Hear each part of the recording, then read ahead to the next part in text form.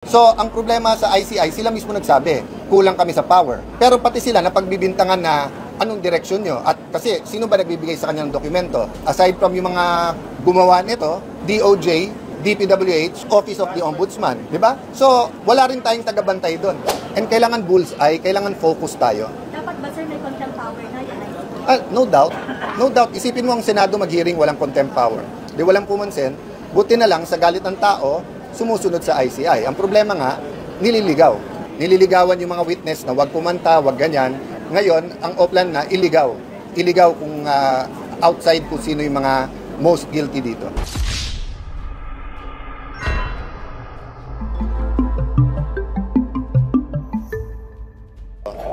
So, dalawa pong main concern. Una, meron tayong mahigit 10 milyong Pilipino na nasa abroad. Napakaraming Pilipino nagka-travel everyday. Pangalawa, yung investment sa ating bansa. Hindi sustainable yung paraan kung paano natin na-address ang corruption, ang massive corruption. We have to address it. We have to address it. We have to be decisive. Kailangan may major reforms, tunay na pagbabago. Kailangan may makulong. Pero the way we're doing it, na parang circus araw-araw, lubusan na apektuhan ng image ng ating bansa. I'll give you an example. Yung paggising natin ngayong umaga, yung issue tungkol kay Senator Joel Villanueva. Okay, all senators can defend themselves. Sa minority, they can defend themselves.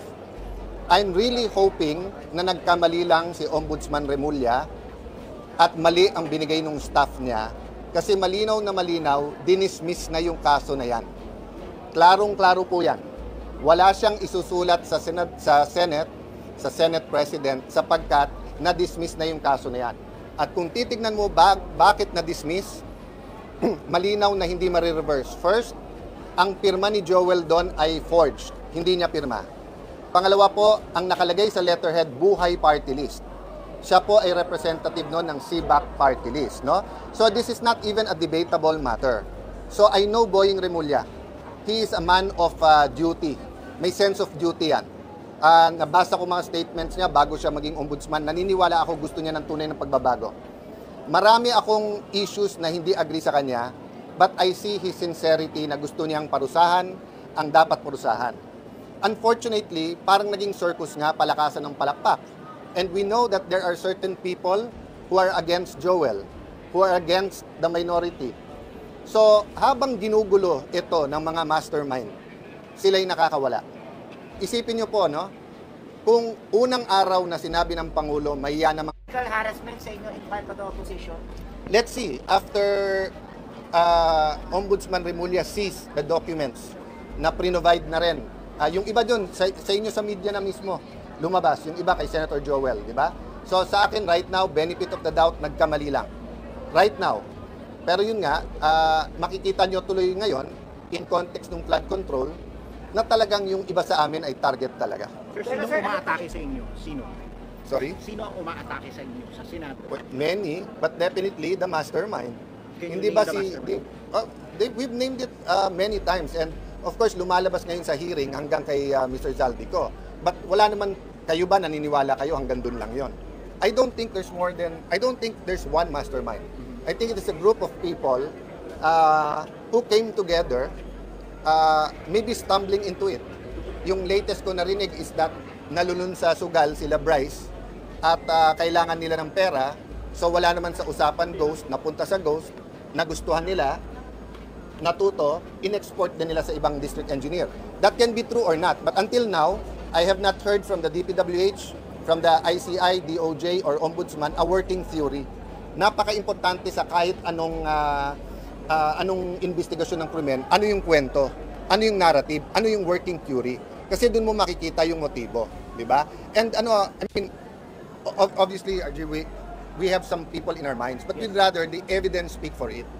Hindi ako naniniwala doon sa mag-name ka muna to follow yung ebidensya. Doon ako sa lumabas muna yung ebidensya, tapos alam na natin kung sino, di ba? So all throughout, yung kay President Erap, kay President GMA, yung yung mga investigasyon in the past, di ba? Nauna muna yung ebidensya, saka kami nagsalita. So yun lang pakiusap namin na ituloy-tuloy natin yung investigasyon na to, pero huwag tayong payag na ma-distract.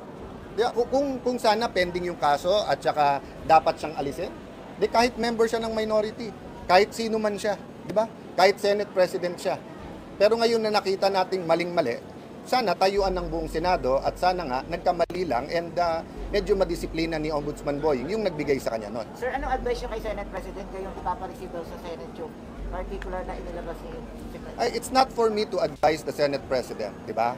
But yun ang difference ng minority leader at saka ng Senate President. The Senate President is not only the father of the majority. Siya din ang tatay ng buong Senado. Di ba? So pagka ang Senado na inaatake o kahit membro ng minority, kahit independent, pero foul, mali, ang mabubugbog yung institusyon, tandaan nyo, 24 lang kami. So napakadali na maglabas ang ombudsman ng para sa 8, 9, and then gibain ang Senado. But I'm not ready to say that intentional to sa part ni Ombudsman Remulla. Ako'y naniniwala, mali yung Remember, saan ba nag-umpisa to? Isa lang, kay dating Secretary Leila de Lima. Nasa kagustuhan niya ipakita na patas siya, hindi lang kalaban ng Aquino administrasyon ang kinasuhan din si Joel Villanueva kahit na walang pruweba, walang ebidensya, at kahit mali. Kahit sa confirmation hearing niya, inadmit niya na kulang na ang pirma, ang letterhead, buhay party list. Ang pirma, hindi pirma ni Joel, tinuloy pa rin niya. Di ba? So, yun, Ombudsman Remulla does not deserve advisors like Leila de Lima kasi mapapahamak ka lang. Mapapahamak. Unfortunately, malakas ang boses ngayon sa administrasyon at sa House of Representatives for her own purposes. This is not for the people. It's their own politics. Sir, i-raise nyo rin kung ito bukas since sasanak sa budget ng Ombudsman. I'm waiting what his response after he reviewed this, di ba? There are some debates for me that are worth it. There are some debates na it's just a show, di ba? So sa akin, whether harapin siya o hindi sa budget, it's a matter of what's right or wrong. Assuming he wants to reverse that, may proseso yan. Kung gusto niya i-revive, may batas yan, may proseso. Pero hindi naman pwedeng biglang susulat ka at sabihin mo yung mas maagang desisyon na re-reverse na later on ang masusunod. Di ba? Hindi naman pwede yun. Sir, Malinaw yun. Walang due process nun. Martial law na tayo nun. Sir, kauuto lang ni Remulla pero taltak na agad yung informasyon yata at yung pinahayag. It happens, and as I said, let's give him time to review it. Malinaw naman yung mga dokumento. So I'm looking at the bigger picture. The news here for me is not the mistake, but rather, is it an unwitting, kasi pwedeng wittingly or unwittingly yung atake sa Senado. Unwittingly na yung ibig sabihin, di mo sinasadya, hindi mo alam atake. Kasi finid ka ng mali. Wittingly means talagang nag-target ka. And I don't believe Ombudsman Remulla will do that. I think his heart is in the right place, pero napakaraming boses. Remember, no? Bawat distrito na may project ang 15 contractor na to, nagtuturuan na yan. Kasi may politika dyan eh. May naglalaban na mayor dyan, may naglalaban na governor dyan, may naglalaban na congressman dyan. Di ba? Sa national, ganun din. Bawat gawin ng pink, galit DDS, galit yung Marcos, galit. So, iba-iba na kampihan ngayon. But yun nga ang point ko po, di ba? When does politics give way? First, bansa na natin tinatamaan eh. Mga Pilipino, pag nagta-travel, kinakansyawan na, nakorap kayo eh. Bilangin nyo ha, duda ko walang 10,000 taong involved dito eh. Sama mo na lahat ng DPWH, sama mo na buong Kongreso, sama mo na ilang kabinete. Baka 3,000, 5,000 ang pinag-uusapan sa corruption. 110 million Filipinos tayo. Deserving ba na sa ibang bansa? Tawagin buong Pilipinas, buong Pilipino na corrupt? Kaya nga ini-expose eh, di ba? Sa atin, sa local, naiintindihan natin yan. Naiintindihan natin na hinahabol natin corrupt. Pero sa abroad, hindi eh. Kasi nga, it's being handled like a circus. No? Even in the Senate. That's why lagyan natin ng konting ayos. Diba? Let's not think that we can do anything and bahala na yung consequences. Lahat ng action natin may consequences. Pwede ako magwala dito ngayon. Pwedeng ko ano-ano sabihin ko. Pwedeng ilabas ko kung sino tingin ko mga mastermind. It won't be helpful if it's just part of the circus. So, sir, yung ano po? Gusto niyo po na yung mag-investiga sa ICI, meron ding opposition na kasama We have to find a way na mas mabilis ang investigasyon, mas mabilis yung pagkaso, at hindi tayo ma-distract. So, kung kinasuhan ka agad, si Alcantara, si Yusek, si Bryce, si JP, etc. Kinasuhan ka agad kasi ghost eh. Ano pang hahanapin mo? Ghost. Tapos apidapit yan one time, malinaw. Ngayon tuwing hearing, pabago-bago eh. Di ba? So, ang problema sa ICI, sila mismo nagsabi, kulang kami sa power. Pero pati sila napagbibintangan na anong direksyon nyo. At kasi, sino ba nagbibigay sa kanya ng dokumento? Aside from yung mga gumawa nito, DOJ, DPWH, Office of the Ombudsman. Di ba? So, wala rin tayong tagabantay doon. What's your comment po na ina-live na yung hearing sa ICI? Very good. Thank you ICI na nakinig kayo. 'Di ba? And thank you na kayo mismo nagsasabing you need more powers. But sa akin din, let us bulletproof them in terms of yung faith ng tao. And the way to bulletproof, magsama ng ilang religious leaders, magsama ng isang oposisyon, then make them independent. Sa US, pag independent prosecutor ka, ang pera mo at gagawin mo, independent ka talaga. Hindi depende yan sa administrasyon. So there's much more we can do. In fact, ang bill na yan kay Senator Soto, kay SP, yung na-legislate yung ICI. But definitely it has to be faster and kailangan bullseye, kailangan focus tayo. Dapat ba sir may contempt power na yan? No doubt. No doubt. Isipin mo ang Senado mag-hearing, walang contempt power. Di walang pumansin. Buti na lang sa galit ng tao, sumusunod sa ICI. Ang problema nga, nililigaw. Ako, it's clear to me na ang Oplan lahat ngayon, Oplan, nung una, Oplan ligaw. Nililigawan yung mga witness na wag kumanta, wag ganyan. Ngayon, ang Oplan na iligaw. Iligaw kung outside kung sino yung mga most guilty dito. Since si former Senator Trillanes nag-file ng plunder case against Senator Bongo and former President Duterte, your opinion on that, sir? Yeah. You know my opinion about the different people, etc. People who lie can tell the truth. People who tell the truth can lie. So the document and the evidence will speak for itself. I'm confident Bongo can defend himself. Diba? So yun ang proseso. So if anyone has anything against anyone, i-file nyo. Diba? Yun ang tamang proseso. Pero yun nga, sinasabi ko, whether witnesses dito ligawan, nililigaw, Sir, kauuto lang ni Remulla pero taltak na agad yung informasyon yata at yung binayad. It happens, and as I said, let's give him time to review it. Malinaw naman yung mga dokumento. So I'm looking at the bigger picture.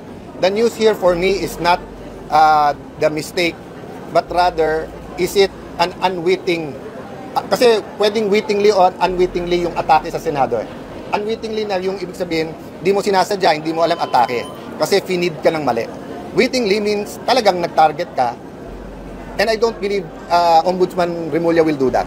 I think his heart is in the right place, pero napakaraming boses. Remember, no?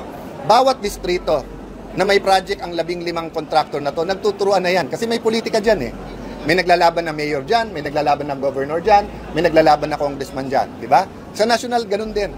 Bawat gawin ng pink, galit DDS, galit yung Marcos, galit. So, iba-iba na kampihan ngayon. But yun nga ang point ko po, di ba? When does politics give way? First, bansa na natin tinatamaan eh. Mga Pilipino, pag nagta-travel, kinakansyawan na, nakorap kayo eh. Bilangin nyo ha, duda ko walang 10,000 taong involved dito eh. Sama mo na lahat ng DPWH, sama mo na buong Kongreso, sama mo na ilang kabinete. Baka 3,000, 5,000 ang pinag-uusapan sa corruption. 110 million Filipinos tayo. Deserving ba na sa ibang bansa? Tawagin buong Pilipinas, buong Pilipino na corrupt? Kaya nga in-expose di ba? Sa atin, sa local, naiintindihan natin yan. Naiintindihan natin na hinahabol natin corrupt. Pero sa abroad, hindi eh. Kasi nga, it's being handled like a circus. No? Even in the Senate. That's why, lagyan natin ng konting ayos. Di ba? Let's not think that we can do anything and bahala na yung consequences. Lahat ng action natin may consequences. Pwede ako magwala dito ngayon. Pwedeng ko ano-ano sabihin ko. Pwedeng ilabas ko kung sino tingin ko mga mastermind. It won't be helpful if it's just part of the circus. So, sir, yung just ano po? confirm lang po, gusto niyo po na yung mag-imbestiga sa ICI is meron ding oposisyon na kasama mismo. We have to find a way na mas mabilis ang investigasyon, mas mabilis yung pagkaso, at hindi tayo ma-distract. So, kung kinasuhan ka agad, si Alcantara, si Yusek, si Bryce, si JP, etc. Kinasuhan ka agad kasi ghost eh. Ano pang hahanapin mo? Ghost. Tapos nakapag-apid-apid yan one time, malinaw. Ngayon tuwing hearing, pabago-bago eh. Di ba? So, ang problema sa ICI, sila mismo nagsabi, kulang kami sa power. Pero pati sila napagbibintangan na anong direksyon nyo. At kasi, sino ba nagbibigay sa kanya ng dokumento? Aside from yung mga gumawa nito, DOJ, DPWH, Office of the Ombudsman. Di ba? So, wala rin tayong tagabantay doon. What's your comment po na ina-live na yung hearing sa ICI? Very good. Thank you ICI na nakinig kayo. 'Di ba? And thank you na kayo mismo nagsasabing you need more powers. But sa akin din, let us bulletproof them in terms of yung faith ng tao. And the way to bulletproof, magsama ng ilang religious leaders, magsama ng isang oposisyon, then make them independent. Sa US, pag independent prosecutor ka, ang pera mo at gagawin mo, independent ka talaga. Hindi depende yan sa administrasyon. So there's much more we can do. In fact, ang bill na yan kay Senator Soto, kay SP, yung na-legislate yung ICI. But definitely it has to be faster and kailangan bullseye, kailangan focus tayo. Dapat ba sir may contempt power na yung ICI? No doubt. No doubt. Isipin mo ang Senado mag-hearing, walang contempt power. Di walang pumansin. Buti na lang sa galit ng tao, sumusunod sa ICI. Ang problema nga, nililigaw. Ako, it's clear to me na ang Oplan lahat ngayon, Oplan, nung una, Oplan ligaw. Nililigawan yung mga witness na wag kumanta, wag ganyan. Ngayon, ang Oplan na iligaw. Iligaw kung outside kung sino yung mga most guilty dito. Since si former Senator Trillanes nag-file ng plunder case against Senator Bongo and former President Duterte, your opinion on that, Sen? Yeah. You know my opinion about the different people, etc. People who lie can tell the truth. People who tell the truth can lie. So the document and the evidence will speak for itself. I'm confident Bongo can defend himself. Diba? So yun ang proseso. So if anyone has anything against anyone, i-file nyo. Diba? Yun ang tamang proseso. Pero yun nga, sinasabi ko, whether witnesses dito ligawan, nililigaw, that's really happening now. And sa galit ng tao kasi, sa galit, diba, all of us wants to please the people. But we have to think a little bit long term. Leaders tayo, hindi tayo followers. Hindi pwedeng galit ang tao o gawa tayo ng paraan na hindi na sila galit. Hindi. Address the issue. And what's the issue? Dalawa lang. Ikulong ang mga guilty, soli pera, pero pangalawa, tunay na reforma. So, sang-ayon ako dun sa nagsasabing yung 600 plus billion ng DPWH, bawasan ng at least 10%. Kasi kung the same amount na gumawa dati, di pag binid mo, nandun pa rin yung kickback.